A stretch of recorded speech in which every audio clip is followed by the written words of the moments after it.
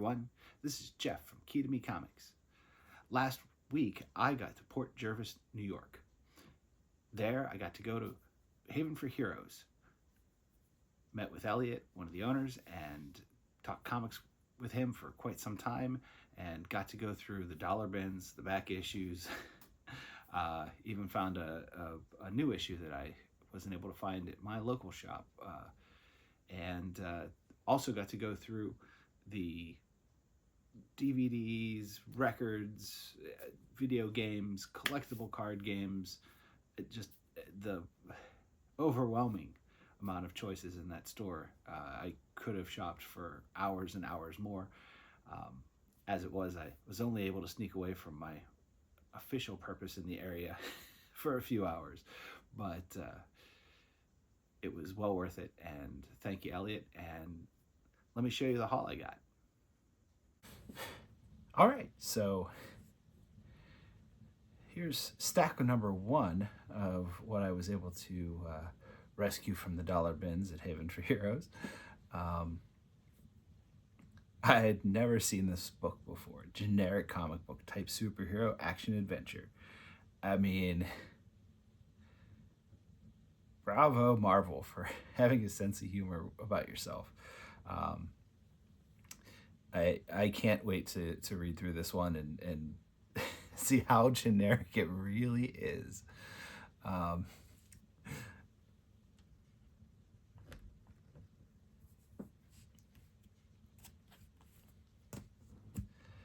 right, Justice League Task Force number one.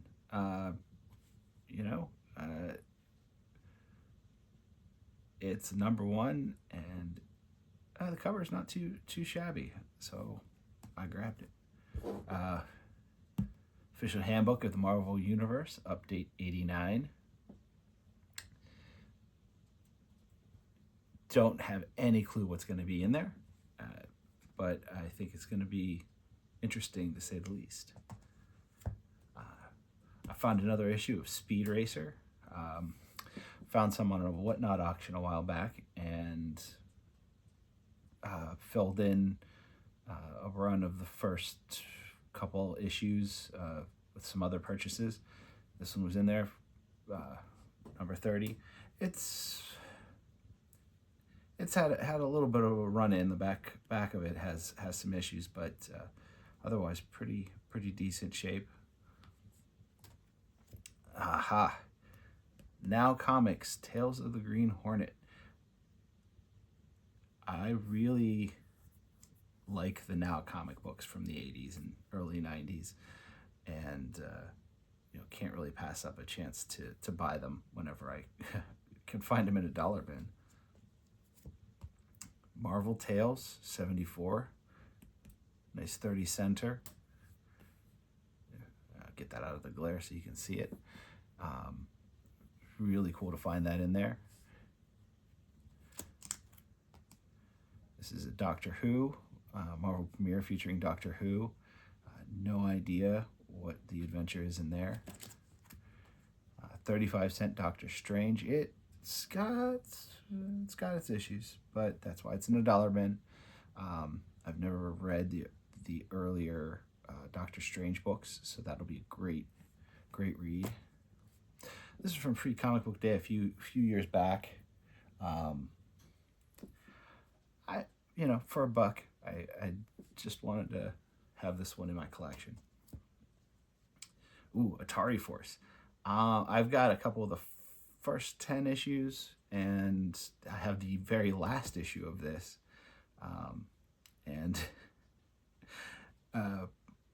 I'm guessing it's not very good, but I don't know. I haven't read them yet. Oh, here's some interesting Married with Children. I got Dave a copy of this. When we were kids, Married with Children was the show we were too young to watch. And, as those things go, of course, that made us want to watch it even more. But at the end of the day, now we have a little bit of nostalgia with these books. And on top of that, it's from now. So I'm always surprised at the properties they licensed, and you know, back then probably for a song. Oh, this is a great one. This is classic Star Wars: A New Hope. It's I believe there were 2 parts to this, a 1 and a 2. I think I have both of them in my collection already. But this is a really great bound book, and this was in great condition. I believe this was in the 50-cent bin. I couldn't believe this was in the dollar bins either. This is Infinity Inc. number 25.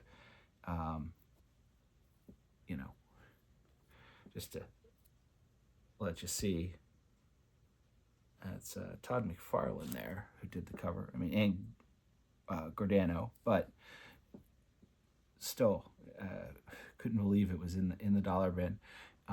In pretty decent shape too. The Max. So, the Max was one of Dave's favorite books. I've never read the stories, but now looking back and reading a little bit about the general overall arc of what happened in the books, I want to. So, dollar bin, Max? Yes, please. Spider-Man 18.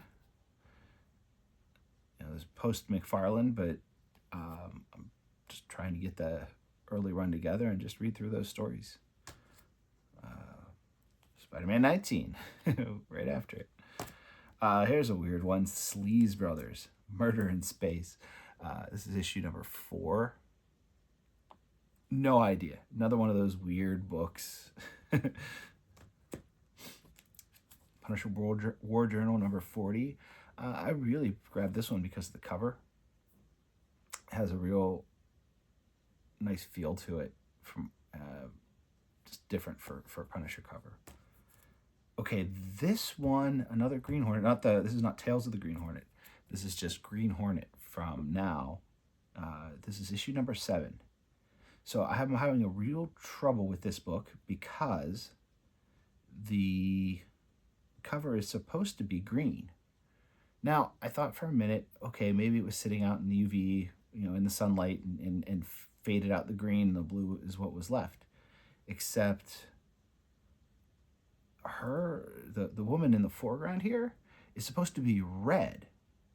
And I find no hints of yellow or red anywhere on this book. I mean, even like back in the staple area, I was looking, and I could not find a trace of any color other than blue.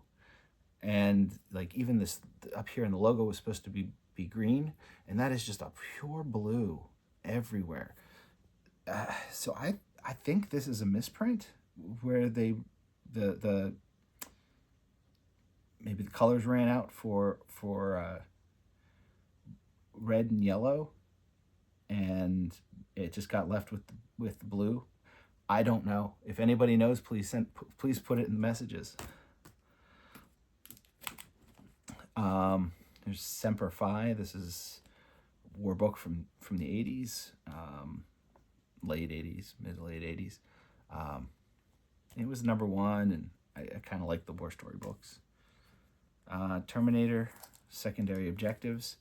I probably shouldn't have bought this one. I already have at least 1 copy, if not 2 copies of this, but I couldn't. I didn't want it to sit in the bin, but it's got some. I don't even know what damage that is here on the corner. I mean, it looks like something chewed on it, but it didn't chew any other pages, so I don't know. I've seen this on a couple books. I'm not quite sure what that damage is. Oh, great, and found this Wizard. This is a special issue that they did for the 30th anniversary of the X-Men, and it just looked like it had some really neat articles in it. And this is going back 30 years, and so this is now we're over 60 years of X-Men. So I for $1, why not? And a nice Andy Kubert cover on that too. Not just cover, fold out cover. So, all right, let me get some more books. So here we have The Last Starfighter. That's a movie from my youth. It was always an interesting movie. I didn't ever love it, but brought together like sci-fi and video games, and it was just, you know, something there that always drew me to it. And this is the third issue in their limited comic book series, which, hey, it's pretty cool. Glad to have it. Here's an early 90s Avengers, I believe. It's been through the ringer. It's got some water damage, cover's wrinkled, and dirty. I mean, you can, I don't know if you can see that, but it's just got a layer of dirt. It's been through, you know, hasn't just been in the Haven for Heroes bin. It's been in a lot of bins.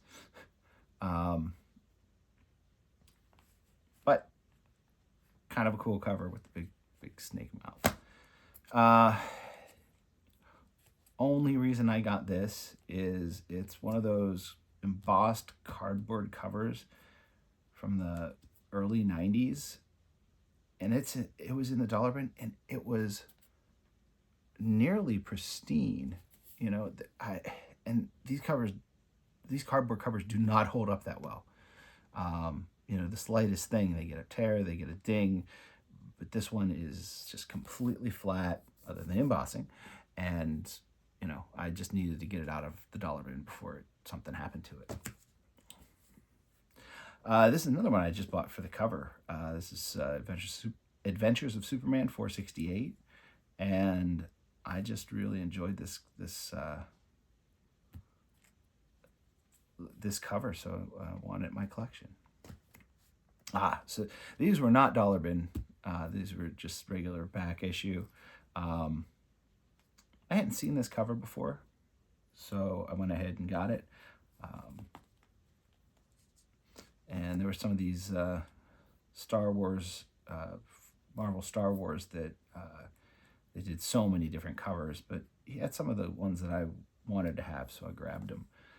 Issue 35. I mean, that's just, I just love that trench run picture. Of course, the Carrie Fisher homage, young to old, Rebel. Just gives me the feels there, as the kids say, or said, or I don't know who says that. Found this Spawn 356, and that cover grabbed me on this one too. Okay, we're back to dollar books. This is Quasar 50. I don't need Quasar 50. I don't have Quasar 50. Don't need it. But this is another one in the dollar bin, pristine. Like no dings, no dents on this cover that I could find, and with this prismatic effect, you know, completely intact. So, you know, into my box it went. Oh, so this is following up from last time I did a video. I picked up a Killer Groove, and I found this one, and now I've got 2 issues of it. It's Bill and Ted Are Doomed. This is another one. Dave and I keep giving each other Bill and Ted books. So I grabbed this one. I might keep this one, though. I think this is an alternate cover for one of them. These I cannot believe are in dollar bins everywhere. The Further Adventures of Indiana Jones. Like, I mean, this one, definitely wear and tear. Real water damage there. But still, it's Indiana Jones. I can't let it sit in that bin. This is issue 11. Also had issue 15 in there, which was in much better shape, as well as issue 16, which was again in even better shape. Now this one, it's a little dirty up on it, but nothing that really detracts from it. The series, I've got quite a few of the She. I enjoyed the artwork and stylizations of the character. There's another, The Sting of the Green Hornet from Now. And, couldn't leave that there. Another Sting of the Green Hornet, beating up the Nazis as is right and proper. X-Men 2999 number 2. I have number 1. Never bought number 2. No, I have number 2. G.I. Joe Special Missions number 1. So this is late 80s. I think this is after the time that I guess I was probably still a little bit into G.I. Joe when this came out. It doesn't have the month on the cover or year. But, if I ever had this as a kid, it's definitely not in this world anymore. Found the NAM issue number 2. Again, these are those war books that I do enjoy. I found a Damage Control number 1 and a Damage Control number 4 in there. So those should be interesting. I found an issue. Actually, I think I found a couple issues of the Steel Town Rockers. I have a set. I'm trying to build a second one. And I found the Black Orchid issue number 1. So I learned about Jill Thompson from the Speed Racer Now series. She had done some illustration work on, it's either issue 4 or issue 9, and she was involved with a couple issues in there. So I've been trying to grab some of her other work. I have Sandman issues that she did. So I think it's somewhere in the 40s to 50s that she did work on that series. Okay, I think I need another stack. Here's some more She. This one this is also the series. Now, this one threw me for a loop. This is Robotech Defenders.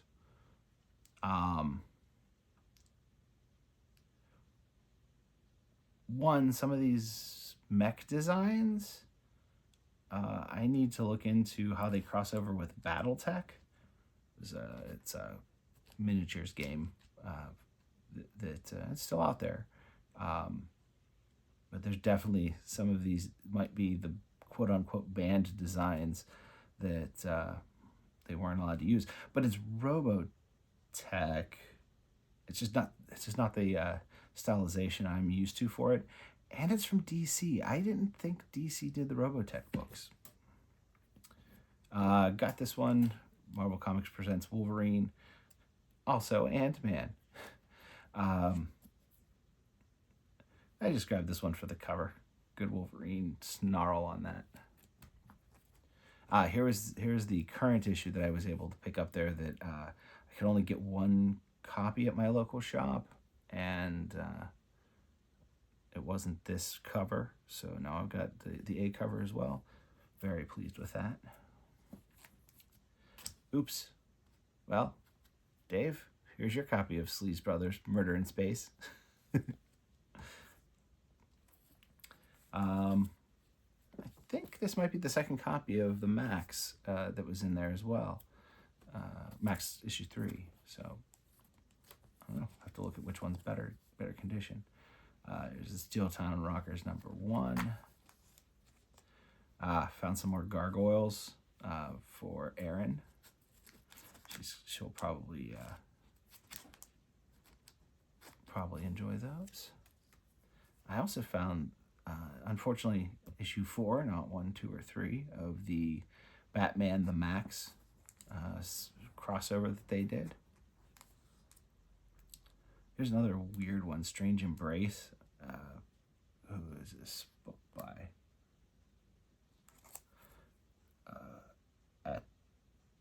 Atomica is the look at who the publisher looks like. Hadn't seen it before. It looks weird. It'll be a good read. Steel Time Rockers issue 5. Hawk and Dove #1. Pretty decent shape. So, you know, life out into the pile. Oh, I found this one and the one after this, both Azrael titles that Dave doesn't have. So those go in the Dave bag. Here's another issue of The Married with Children. It's got a pretty decent tear in it, but you know, this is what you get in dollar bins. I was also able to feed my New Universe collection up at Haven.